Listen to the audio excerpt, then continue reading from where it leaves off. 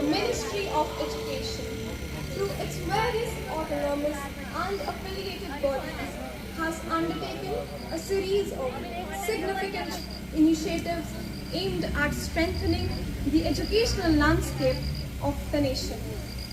Let us have a look at these flagship projects.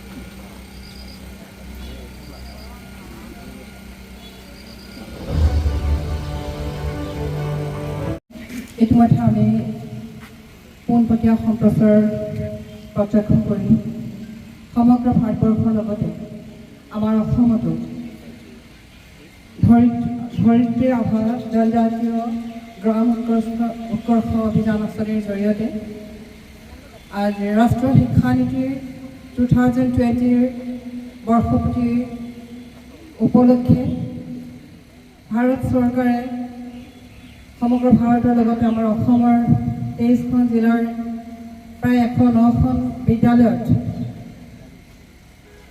50খন বেচনাযুক্ত ছাত্ৰ আৰু ছাত্ৰীৰ যি আৱাস গৃহ নিৰ্মাণৰ শুভাৰম্ভ কৰিলে, শিলান্যাস কৰিলে ভাৰতৰ কেন্দ্ৰীয় শিক্ষামন্ত্ৰী ধৰ্মেন্দ্ৰ প্ৰধানৰ দ্বাৰা শিলান্যাস ইতিমধ্যে সমাপন হৈছে। ইয়াৰ লগে লগে আমি আমাৰ বিদ্যালয়সমূহতো এই শিলান্যাসৰ শুভাৰম্ভণি কৰিবলৈ বিচাৰিছোঁ। আজিৰ এই পবিত্ৰ অনুষ্ঠানত আমাৰ মাজত উপস্থিত আছে আমাৰ জোনাই সময় জিলাৰ সহকাৰী আয়ুক্ত শ্ৰীযুত সুনীত গগৈদেৱ, উপস্থিত আছে পূব জোনাই জিলা পৰিষদৰ সদস্য শ্ৰীযুত জয়ন্ত বড়ি ডাঙৰীয়া,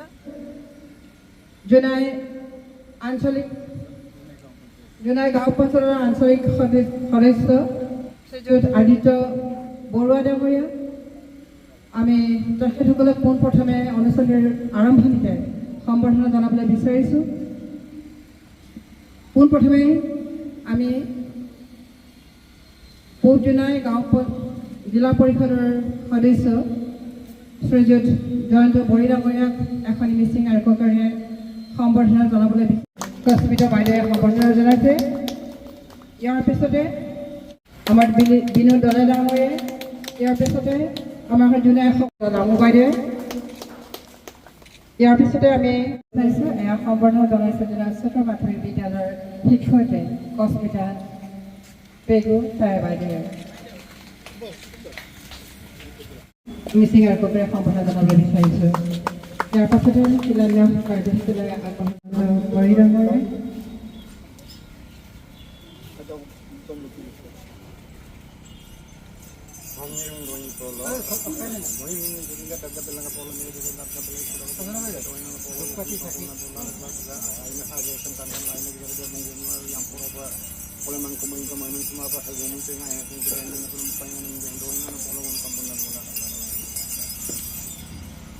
Jadi nak yang mengenai melayan nak dengan mesin yang nak pelabun yang nak pelabun mesin yang ngambil dengan pun itu dah jadi tahun pada mana itu dengan mesin itu dah yang itu tahun itu ada di bawah itu bini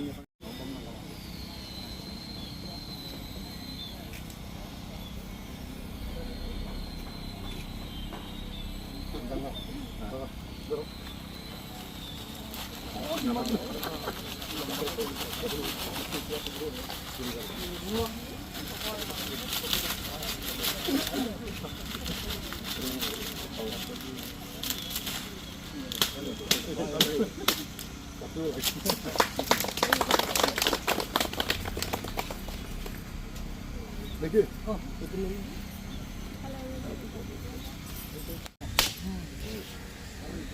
No, banyak.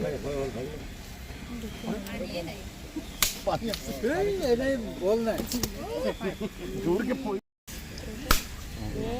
Ada bola itu. No, no. Oh.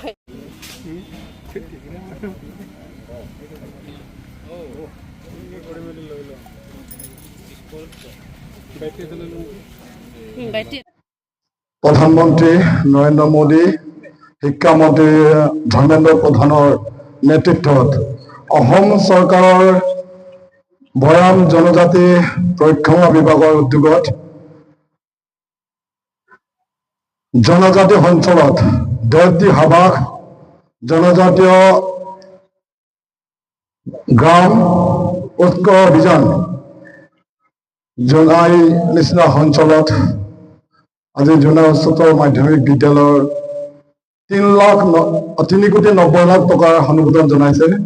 ইয়াত উপস্থিত থকা আমাৰ জোনাই উপজিলাৰ আয়ুক্ত আমাৰ Gogoi sir, আমাৰ ইয়াত উপস্থিত থকা জোনাই গাঁও পঞ্চায়তৰ আঞ্চলিক সদস্য আদিত্য বৰুৱা, ইয়াত উপস্থিত থকা জোনাই উচ্চতৰ মাধ্যমিক বিদ্যালয়ৰ অধ্যক্ষ পেগু ছাৰ, শিক্ষাগুৰুসকল আৰু মোৰ কৰ্মকৰ্তা আৰু মোৰ মৰমৰ ছাত্ৰ ছাত্ৰীসকল, মোৰ বিশেষ ক'বলগীয়া নাই। এই আঁচনিৰ যোগেদি আমাৰ নিচিনা পিছপৰা অঞ্চলত বহুত উপকৃত হ'ব, যিহেতু অসমত 171 কোটি ভাৰত চৰকাৰে অনুমোদন কৰিছে, তাৰে জোনাই সমষ্টিত 71 crores মানে অনুমোদন পাইছে। তাৰ কাৰণে আমি আমাৰ স্থানীয় বিধায়ক ভুৱন পেগু, আমাৰ সাংসদ প্ৰধান বৰুৱা, আমাৰ শিক্ষামন্ত্ৰী ডক্টৰ ৰমেশ পেগুক আমি এই চেগতে ধন্যবাদ দিব লাগিব। জোনাই নিচিনা পিছপৰা অঞ্চলত আমাৰ ছাত্ৰ ছাত্ৰীৰ কাৰণে, ছাত্ৰ নিৰ্বাহৰ কাৰণে 18খন স্কুলত অনুমোদন পাইছোঁ। গতিকে যিহেতু আমাৰ বহুত দূৰ দূৰণিৰ ছাত্ৰ ছাত্ৰীয়ে বিশেষ ঘৰুৱা অৱস্থাত কিছুমান থকা মেলা অৱস্থাত আমাৰ স্কুল মাজতে এৰিবলগীয়া হ'ল, কিন্তু এই চৰকাৰখনে যিহেতু এতিয়া জোনাইত আমাৰ প্ৰগতি হাইস্কুলৰ পৰা ধৰি জোনাই উচ্চতৰ মাধ্যমিক বিদ্যালয়, Rayan Bijoypur high school, Rajakana high school, Gali high school, Laimekuri high school, Laimekuri secondary, Koneng high school, Dekapam, Mishamara, Siment চাপৰিলৈকে কেইবাখনো স্কুলত 3,90,00,000 অনুদান আগবঢ়াইছে। আৰু এই অনুদানত আমাৰ ছাত্ৰ আৰু ছাত্ৰীৰ মানে উষ্ঠল হ'ব, নিৰ্বাহ হ'ব। গতিকে আমাৰ ইয়াত উঠি অহা যুৱক যুৱতী ছাত্ৰ ছাত্ৰীসকলে ভৱিষ্যত এই হোষ্টেলতে থাকি পঢ়া শুনা কৰাৰ মানে সুবিধা হ'ব। ধন্যবাদ।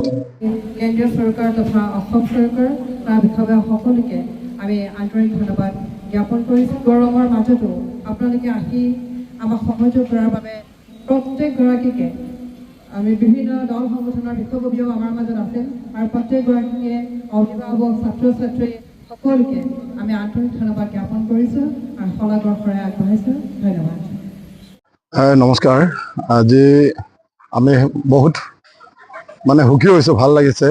ভাৰত চৰকাৰৰ অধীনত অসম চৰকাৰৰ ভৈয়াম জনজাতি পৰিক্ৰমা বিভাগৰ পৰা অসমত 23খন জিলাত কেইবাখনো স্কুলত মানে ছাত্ৰ নিৰ্বাহ আৰু ছাত্ৰী নিৰ্বাহৰ কাৰণে অনুদান আগবঢ়াইছে।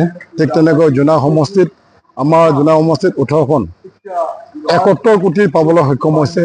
তাৰ কাৰণে আমি জোনাই সমষ্টি ৰাইজে আমাৰ সন্মানীয় বিধায়ক ভুৱন পেগু, সাংসদ প্ৰধান বৰুৱা, আমাৰ শিক্ষামন্ত্ৰী ডক্টৰ ৰমেশ পেগুক এই চেকৰ পৰা আমি ধন্যবাদ জনাইছোঁ যে জোনাই নিচিনা অঞ্চলবিলাকত আমাৰ জনজাতি ছাত্ৰ ছাত্ৰীৰ কাৰণে এটা ছাত্ৰ ছাত্ৰী মানে হোষ্টেল, আৱাসগৃহ অনুদান আগবঢ়াইছে। এখন স্কুলত 3,90,00,000 অনুদান আগবঢ়াইছে। গতিকে ভৱিষ্যত আমাৰ জনজাতি ছাত্ৰ ছাত্ৰীসকলে যিহেতু আজি মই জোনাই উচ্চতৰ মাধ্যমিক বিদ্যালয় স্কুলত আমাৰ এই আৱাসগৃহ উদ্বোধন কৰিছোঁ। ইয়াত শদিয়াৰ পৰা বিভিন্ন অঞ্চলৰ পৰা দূৰ দূৰণিৰ ছাত্ৰ ছাত্ৰী আহে। অহাৰ পাছত ইয়াত কিছুমান থাকিব পৰা ব্যৱস্থা নাই, বৰ্ডিঙত থকা কিছুমানৰ মানে ফেমিলিত মানে অসুবিধা হয়। কিন্তু যিহেতু আজিৰ পৰা এই আমাৰ ছাত্ৰী নিৰ্বাহ বা ছাত্ৰ নিৰ্বাহৰ আৱাস যেতিয়া আমি গৃহ নিৰ্মাণ কৰা যদি এই বছৰত যদি সম্পূৰ্ণ হয়, অহা বছৰৰ পৰা আমাৰ দূৰ দূৰণিৰ ছাত্ৰ ছাত্ৰীৰ কাৰণে সুবিধা হয়। লগতে আমাৰ শিক্ষা যিটো মানে বিভাগটোক মানে আগুৱাই নিয়াৰ এটা উপকৃত হ'ব। যিহেতু এইখন চৰকাৰে আপোনালোকে নিশ্চয় জানে, এই চৰকাৰখনে মানে শিক্ষাৰ ওপৰত যিমানখিনি উন্নয়নৰ কাম কাজ কৰিছে, স্বাস্থ্যৰ ওপৰত যিমানখিনি কাম কাজ কৰিছে, নিশ্চয় আপোনালোকে পৰিলক্ষিত হৈছে। জানে জোনাই উচ্চতৰ মাধ্যমিক বিদ্যালয়ত অহা এপ্ৰিল মাহৰ পৰা ইয়াত 8 কোটি টকাৰ এটা ডাঙৰ এটা অট্টালিকা বনাই আছে। আমাৰ ল'ৰা ছোৱালীয়ে মানে প্ৰাইভেট স্কুলতকৈ অলপ উন্নত ধৰণৰে এটা বিদ্যালয়, এটা গৃহ নিৰ্মাণ চলি আছে। যিবিলাক হোৱাৰ পাছত আমাৰ অলৰেডি এখন হোষ্টেল আছে, ইয়াত মানে ছোৱালী হোষ্টেল আছে, কিন্তু এতিয়া আকৌ যদি ল'ৰা ছোৱালীও যদি হোষ্টেল যদি ইয়াত জনজাতি ছাত্ৰ ছাত্ৰী হোষ্টেল যদি হয় তেতিয়াহ'লে আমাৰ নিশ্চয় আমাৰ এই অঞ্চলৰ ভৱিষ্যত ছাত্ৰ ছাত্ৰীকেইটাৰ উপকৃত